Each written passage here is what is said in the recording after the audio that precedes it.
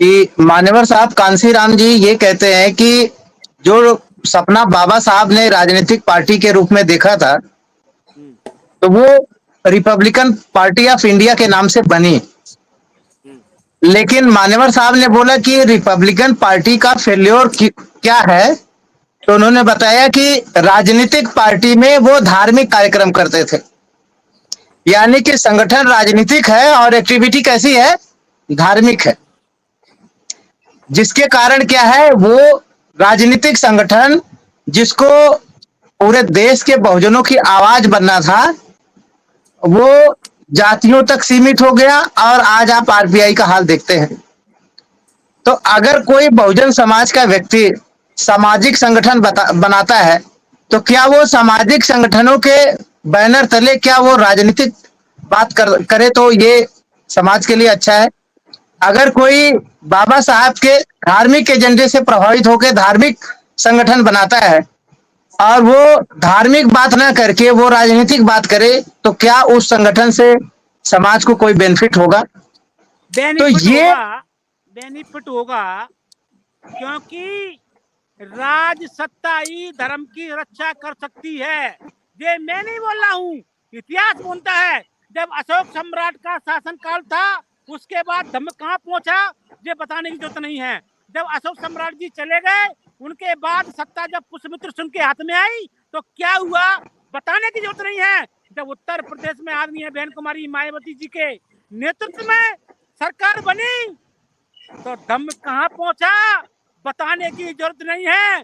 बड़े बड़े बुद्ध विहार, बड़ी बड़ी भी इंटरनेशनल कॉलेज है, भगवान बुद्ध के नाम पर बड़ी बड़ी कॉलेज विश्वविद्यालय बनाए, क्योंकि हाथी के लाखन सिंह जी, एक मिनट, एक सवाल है, आप इसको भी थोड़ा सा कंसीडर करिए कि जब मुस्लिम शासक इस देश में रूल कर रहे थे, तो ब्राह्मणवादी लोग वो सत्ता में नहीं थे, लेकिन उनके हित फिर भी सुरक्षित थे।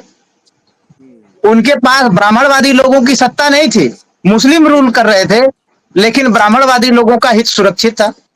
जब इस देश में अंग्रेज हुकूमत कर रहे थे, तो ब्राह्मणवादी लोग सत्ता में नहीं थे, लेकिन फिर भी उनका हित सुरक्षित था।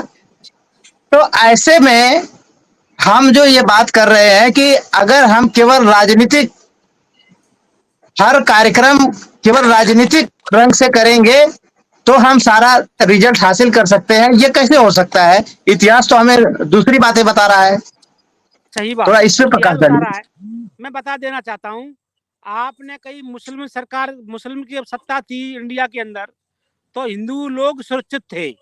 वो इसलिए सुरक्षित थे कि हिंदुओं ने अपनी रक्षा करने के लिए अपनी लड़कियों की शादी अकबर से करी, इतिहास गवाह है।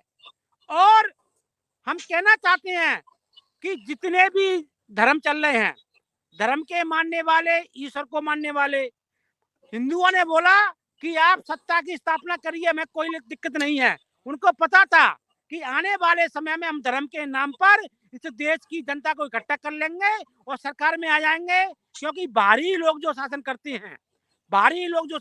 हैं वो जाना दाना तक नहीं कर सकते। उनके अंदर खाने के दांत और दिखाने के दांत अलग अलग थे।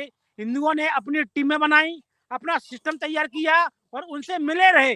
उनके यहाँ अपनी लड़कियां भी आई और लड़कियों ने जा जाके उनकी सत्ता को चूर मूर किया और अपने कंट्रोल में लिया। बता देना चाहते हैं, धार्मिक धर्म सिखाता है हमें आचरण, और भगवान बुद्ध का जो धम्म है वो कोई धर्म नहीं है, धम्म ही पंचशील है और पंचशील ही सत्ता है। आपको इसको समझना पड़ेगा। जैसे राम के नाम पर पूरे देश के हिंदूवादी लोगों ने इकट्ठा होकर राम मंदिर बनाने के नाम पर मोदी को वोट दिया। ताल कटोरा स्टेडियम में एक सभा होती है 2019 में, जब मैं जेल में था, मैंने उसको इंटरव्यू को देखा। मोहन भागवत बोलता है कि मोदी खराब है, ये बात सही है, मगर राम राज और राम मंदिर को मोदी बना सकता है, ये भी बात सही है। आपको राम राज स्थापित करने के लिए, राम राज लाने के लिए आपको मोदी को वोट देना पड़ेगा। और हमारा धर्म है, हमारा धार्मिक सिद्धांत है, हमारी धार्मिक पुस्तक है बुद्ध एंड धम्मा, और बुद्ध एंड धम्मा से निकला हुआ है भारत का संविधान। तो ये दोनों एक दूसरे के पूरक हैं। जो लोग जो लोग भगवान बुद्ध की बात करते हैं उनको इतिहास याद रखना चाहिए, क्योंकि इतिहास में पुष्यमित्र शुंग ने बौद्धों के सिर काटे। और आज वर्तमान में जो आपने क्वेश्चन किया है कि अंग्रेजों की जब सत्ता थी, तो अंग्रेजों ने सभी लोगों को समानता देने का काम किया। जब उनकी सत्ता थी तब हिंदू लोग सुरक्षित थे। फिर उन्होंने विरोध क्यों किया? क्योंकि उन्होंने बोला कि आपको अपना हिंदू धर्म अपनाओ, हमें कोई आपत्ति नहीं है। मुसलमान अपना धर्म अपनाएगा, हमें कोई आपत्ति नहीं है, मगर बौद्ध भी अपना धर्म अपनाएगा, धर्म प्रचार करेगा, हमें कोई आपत्ति नहीं है। इसी बात को लेकर अंग्रेजों के खिलाफ इन षड्यंत्रकारी ब्राह्मणवादी लोगों ने, मनुवादी लोगों ने बुगल फूंक दिया, क्योंकि इस अंग्रेज सरकार ने परम पूज्य बाबा साहब की बात को सुना, बाबा साहब को प्रमोट किया, बाबा साहब को संविधान बनाने का अधिकार दिया। तो कहना चाहते हैं कि धर्म की रक्षा सत्ता से होती है, और इसलिए परम पूज्य बाबा साहब ने संविधान के अंदर एक आर्टिकल के तहत कानून बनाया है कि इस देश के अंदर सभी धार्मिक समुदाय के लोग अपने अपने धर्मों का अनुसरण कर सकते हैं, पालन कर सकते हैं। ये धर्मनिरपेक्ष राज है और यह राज संविधान के हिसाब से चलेगा। तो मैं कहना चाहता हूं आपके चैनल के माध्यम से कि जो जिन जिन समुदायों की सरकार रही है, जिन जिन समुदायों के लोगों ने अपने धर्म को बढ़ाने के लिए दूसरे धर्म का कुचलना किया है, उनके अनुयायियों को नष्ट किया है, उनके साथ अत्याचार किए है, उनका नाश हुआ है, वो निबट चुकी है। आने वाले समय में जो संविधान को मानेगा वही इस देश पर राज करेगा। जो संविधान को लेकर ढोंग करेगा, बेरुपया बन के आएगा। आपने देखा है 21 तारीख के आंदोलन में, उससे पहले अखिलेश, कांग्रेस, सभी राजनीतिक पार्टी संविधान की बात करती थी। संविधान में सबको शिक्षा, सबको आरक्षण देने का अधिकार है।